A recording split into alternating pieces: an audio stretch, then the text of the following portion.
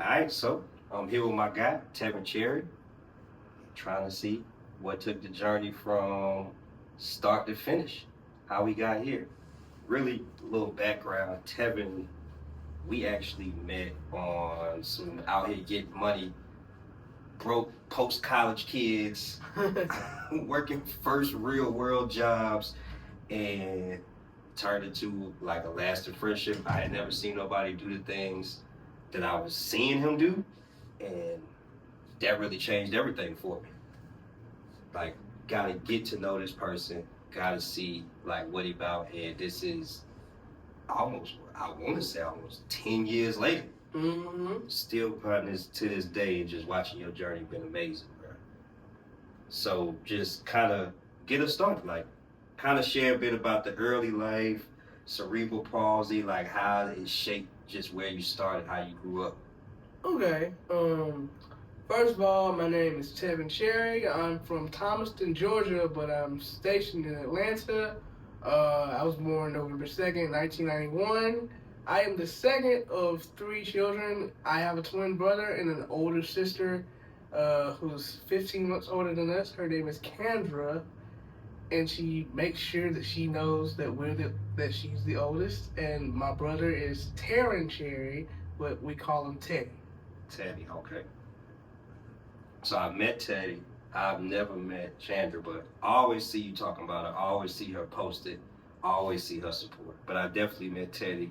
And Teddy's actually married now. That's why. And Teddy for a little bit over a year. Okay. So kind of like when I met you at the point, you was at a point where I was watching somebody with a disability foregoing a disability check to come to work. This is unheard of. Like, what kind of leads to the decision of like an impact of that to decide you would rather be working 40 hours a week than waiting on a check? Well, I was still getting SSI when I was in college. I graduated college, and then me and Teddy, we moved from Thomaston directly to Atlanta. So living in Atlanta, I felt like, okay, we're taking on new responsibilities. I'm going to have to work a full-time job and really put in the effort necessary to pay that rent. You know, I didn't want Teddy to feel like he was doing everything on his own. Yes, he made, the predominant amount of money between the two of us, but I still wanted to chip in and do my part. Yeah. And be a team player and work together to be the better part of the collective, because we're twin brothers, we're brothers, period, and at the end of the day, you know how they say, I am my brother's keeper. So for sure. I wanted to test my mettle and working a full-time job to let him know and let everybody else know that I was going to be there with Teddy, because he my man's and he my right hand. Gotcha. That's wild. So doing all that to support the collective coming out, you and your brother, now y'all in Atlanta, this is the post-college era. Right. So we're going to backtrack just a little bit to, because you said Thomaston. I don't think people know. Thomaston is like south. Thomaston is middle Georgia, okay? You got Atlanta, and then an hour and about 20 minutes south is Thomaston. In the area of Thomaston, there's cities like Griffin, Zebulon, or Pike County, or Lamar County, right. Barnesville, and then... So we talking about small town, middle Georgia guy with cerebral palsy, with a twin brother who's dealing with something as well, and y'all are moving to Atlanta. Right. And Thomaston had less than 10,000 people at that time. Okay.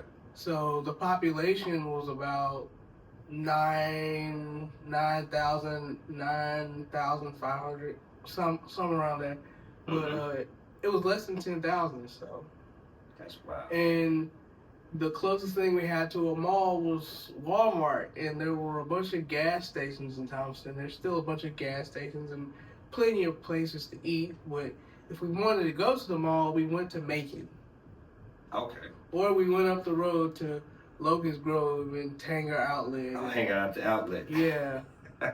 So, for y'all two to have that much gumption, it take a special person. I know you said Kendra. Your mom has to be a special type of woman to even let her two boys dealing with physical disabilities even leave to go to a big city without her. Yeah, and that was a pretty good. That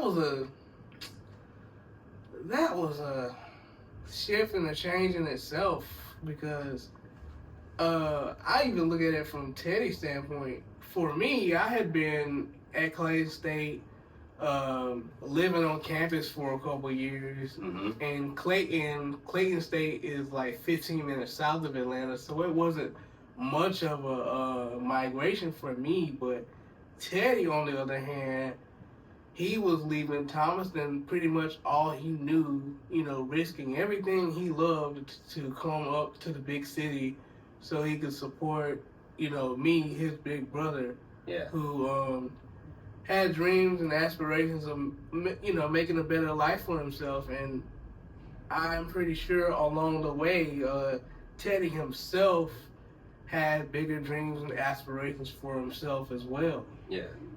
But from the beginning, Teddy was always, he sacrificed a lot so that I could be where I'm at today. And I owe a lot to my brother. That's real. So before we get too deep off into the Clayton State years, wrestling. What does this mean to you? High school wrestling. It means a lot.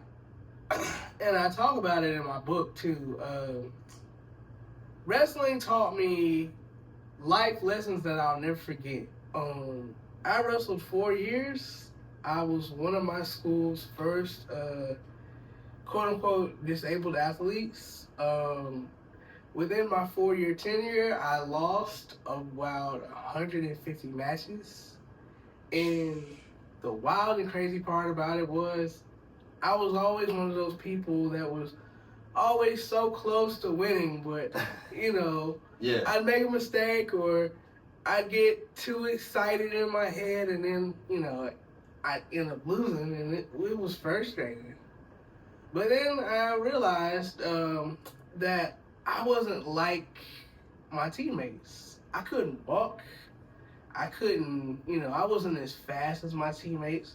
So I had to really sit and really teach myself how to wrestle. Yeah. It was hard because, going to coaches and asking them for help and them telling you, I wish, we could help you, but we're not in your situation, which is kind of disheartening because it's like, you've been around me for 2 to 3, maybe 4 years, and you're giving me that? Yeah. So I'm like, you know what? Because I was mad, I'm not going to lie. High school me, I was mad, upset, and things like that. So I'm like, I can imagine. I'm gonna teach myself.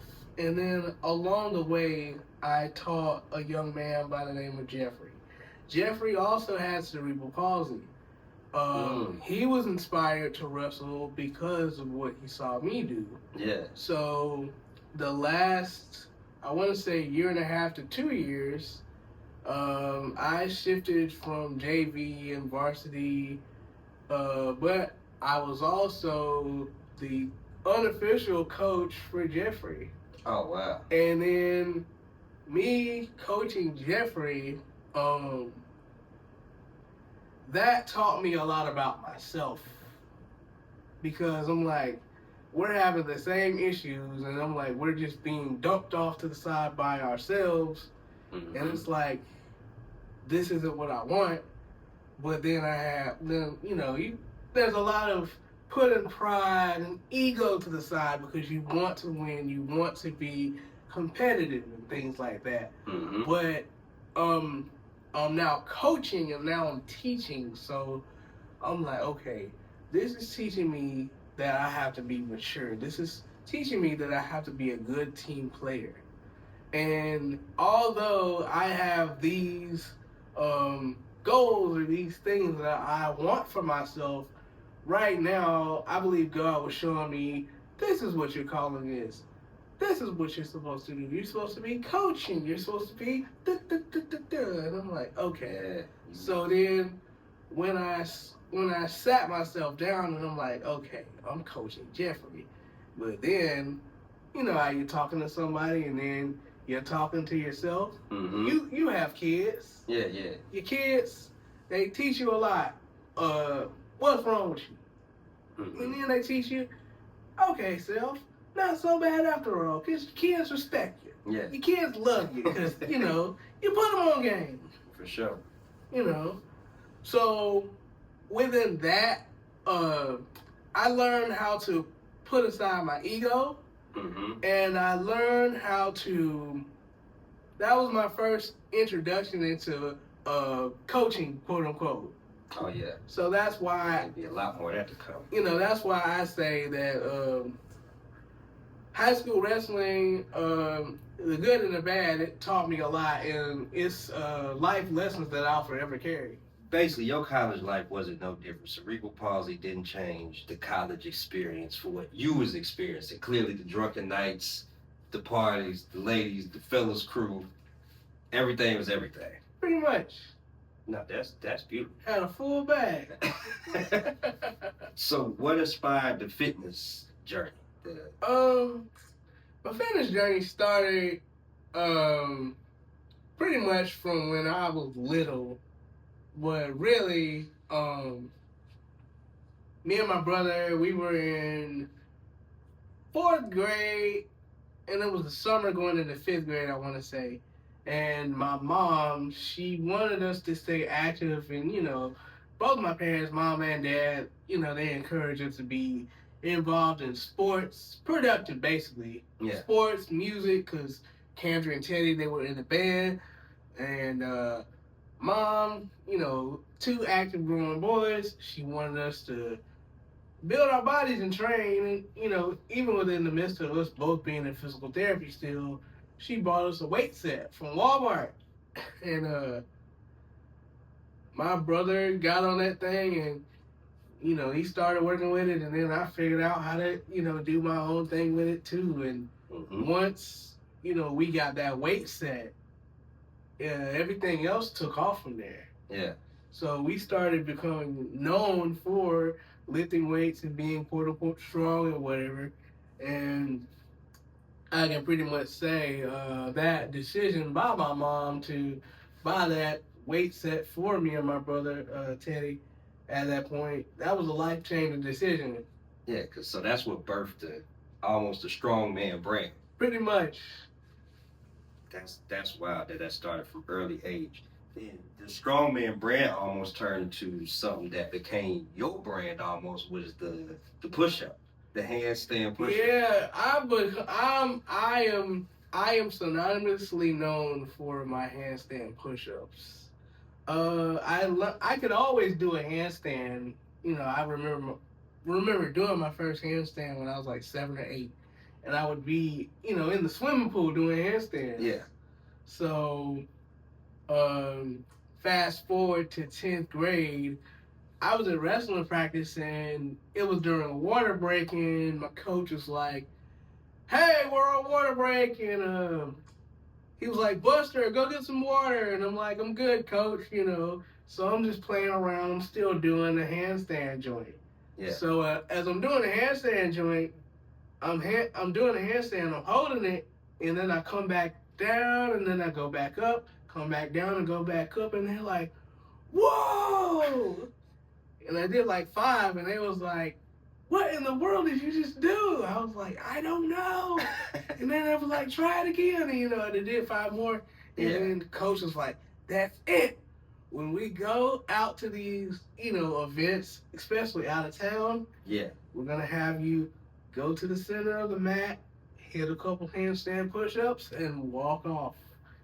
And when I tell you that other teams were intimidated by that simple fact or that simple act of me doing handstand push-ups, oh yeah, I can pretty much say that really helped our team win a little bit more than we should have. And it was fun watching the other coaches' eyes just widen as oh yeah. they saw me doing And handstand probably push-ups. for the kids who gotta wrestle you, because they probably now like, True, this upper true. body strength That is was crazy. crazy. That was crazy because kids be trying to, they be trying to do some underhanded, you know what, you know how it is with sports. Oh yeah, especially with kids. Yeah. They gotta win. Yeah, they gotta win. They didn't want to get beat by me, so. So, what would you say is been most rewarding as far as your personal fitness journey? My part, the most rewarding part of it for me is the fact that I've been able to inspire other people. I talk about this in my book. Mm-hmm. When I started recording myself, shooting my videos of me exercising and things like that, I didn't know what I was really doing. I was thinking, I'm just a dude with cerebral palsy recording videos and, Yeah. But really, I'm changing the perception of what a disability is supposed to be. And I'm galvanizing and I'm empowering people be like, hey, whatever it is that they want to do, you know, them seeing my video gives them permission to actually go out and try it. Because when you try something new, the hardest thing to do is to take the first step.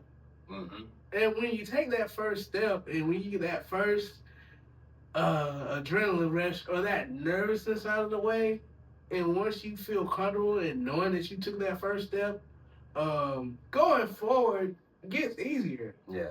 Because after you take the first step, then it was like, okay, what next? What next? What next? Until and before you know it, you're already at the proverbial goal that you wanted. Getting off the couch. Or it might be even something bigger than what you imagine. Mm-hmm. Yeah, because I can imagine. I don't know what you were planning or your thought process is, but the impact that you have, even just on me for seeing the things that you did that I didn't know. Even when I first saw you do a handstand push-up, I'm like, oh, this dude is crazy. Playing football, I don't know if y'all know, I've seen this man run across a football field. This it's just the stuff that you do, you definitely. Y'all ain't ever gonna let me live that down. I can't imagine how much you inspire somebody who does have cerebral palsy, just based off of the inspiration that I've seen you inspire everybody who's just around us, who's worked with us, are the people that I see constantly in your corner. Because there's so many people constantly cheering you on through all the things you do. Most people can't even find one thing to do. You're a fitness trainer. You're now becoming an author, comedian now. How does all that culminate to what you're doing now? Like the fitness, how does that shift go into putting the book out and you on stage just 3 days a week? It's incredibly, I don't want to say tough to manage, but it's like one of my friends, her name is Chaz. Shout out to Chaz, by the way. Me and her were having a conversation, and she was like, "You one of the only few people I know that has a possibility to have like 5 different careers." But for me, I'm always trying new things, and I put out this book because I wanted to really put my imprint on the fitness industry. For years, I've been sitting behind a computer screen, and sure, I've been motivating people and been doing exercises and doing segments like the Buster breakdowns, which are pretty popular, by the way, and I'm going to bring those back. Mm-hmm. But I feel like my message kind of got stale. Mm-hmm. And I was doing the same repetitive workouts over and over again. So I was like, let me come up with a book. Let me challenge myself. Actually, Missy, my sister Kendra, she challenged me to come up with a long form project. And I was like, I'm going to write a book. And I started writing the book. I talked about my introduction, and then I came up with these 5 pillars of fitness. And when I wrote the book, I spoke about fitness from a physical and a mental standpoint. Mm-hmm. And the 5 pillars are start where you are, use what you have. 2, support is necessary. 3, slow is fast. 4, rest is best. And 5, always have joy. And I came up with those 4 fitness pillars because I thought about how businesses always have core values. Yeah. And it's like these 5 core values are things that I've implemented in my lifetime, and they provide a guide and there's a reason to why I've been so successful. And I talk about, the impact of my family and the things that they've done. Other coaches and trainers that have helped me along the way, like Cody Wood, uh, Antoine Coleman, Arthur Robinson, and people like from the original strength community and things like that. They've helped me, and Coach Mac McAfee, who's helped me from the nutrition side of things and from a mindset standpoint too. So Yeah. those collective of people, uh, they've molded and shaped me, and of course, what I gained from Missy, Teddy, my mom, and my dad, uh, they've also helped me along the way. That's awesome. That's awesome. That's wild. And that all culminates in the book. And then once, as a fellow author, once it's in submit, once it's in that print, it's forever. And that's why one thing, big thing for you to put it in print. It's a big thing for you. And now you're making the shift. So with that, once the book drops, how does that coincide into the comedy? Because now you're toppling 2 careers at this point. Yeah. Right. Other than comedy, when the Braves ended, I didn't want to stay in the house and not really sit and do anything. I wanted to challenge myself and try something new.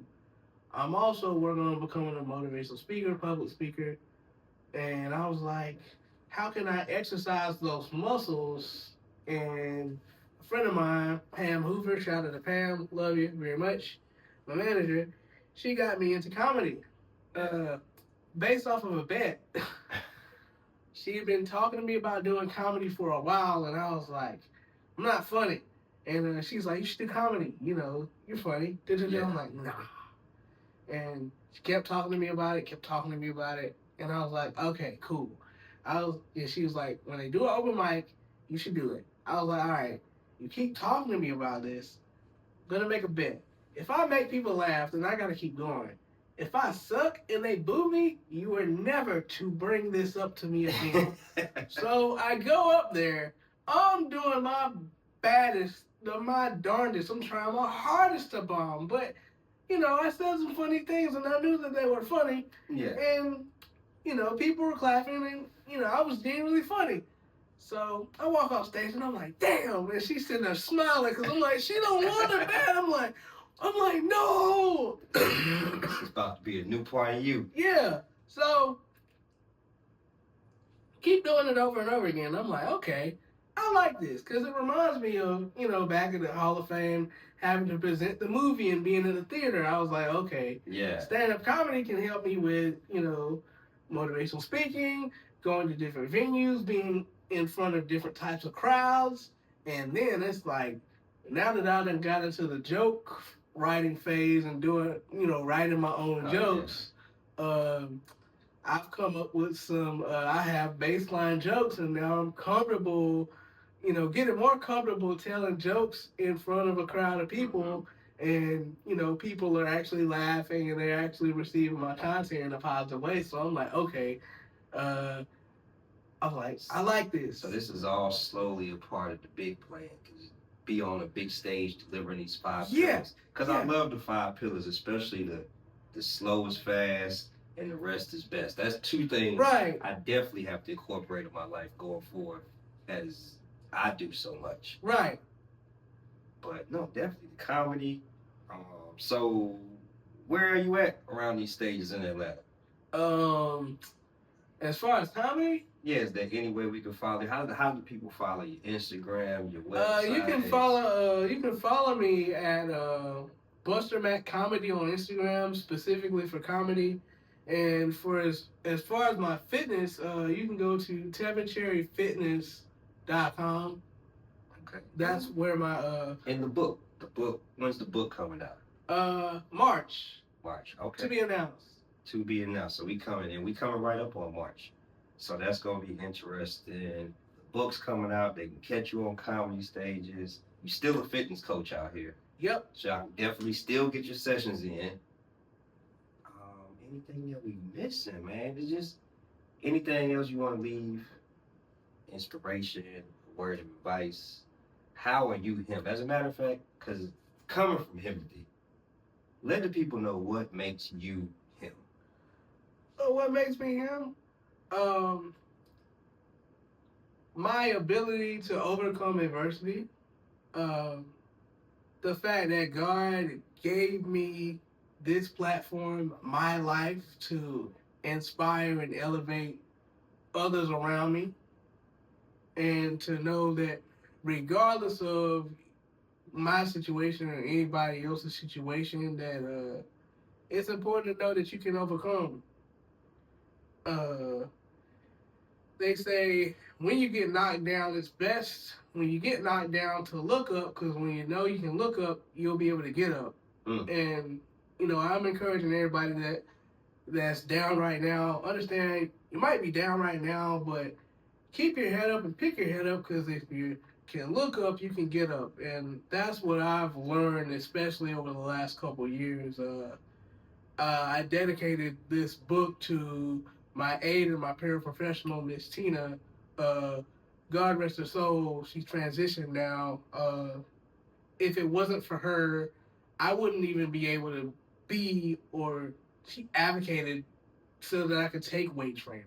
Mm-hmm. So it's only right that somebody who lived a selfless life and sacrificed a lot for me, it's only right for me to continue her legacy as I continue to live on and move forward. Yeah. Okay. And I think that's a good place to leave off for real. Mm-hmm. But y'all heard it here first. This is my first interview with Tevin Cherry, the strong man, Buster Mac. Y'all here with him. Yeah.